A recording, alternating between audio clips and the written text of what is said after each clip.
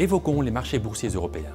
Depuis des années, les marchés boursiers européens évoluent moins bien que Wall Street. Ainsi, alors que le marché américain évolue bien au-dessus du niveau avant de la crise bancaire 2008-2009, la plupart des bourses européennes évoluent très loin de leur niveau record. Il est vrai que contrairement aux États-Unis, l'Europe était en récession en 2012, tandis qu'aujourd'hui, certains pays flirtent à nouveau avec une contraction de leur activité économique. Il y a naturellement les risques liés au Brexit, mais également les problèmes liés à la dette italienne qui font que certains investisseurs se détournent du marché européen.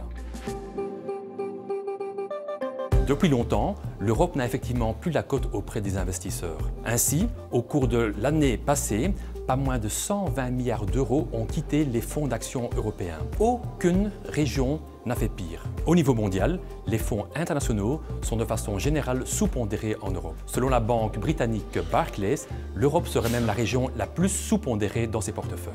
Cela signifie que dans le cadre d'une normalisation, des capitaux afflueront de nouveau vers les bourses européennes, ce qui libérera du potentiel haussier. Mais pour cela, il faut que la confiance revienne.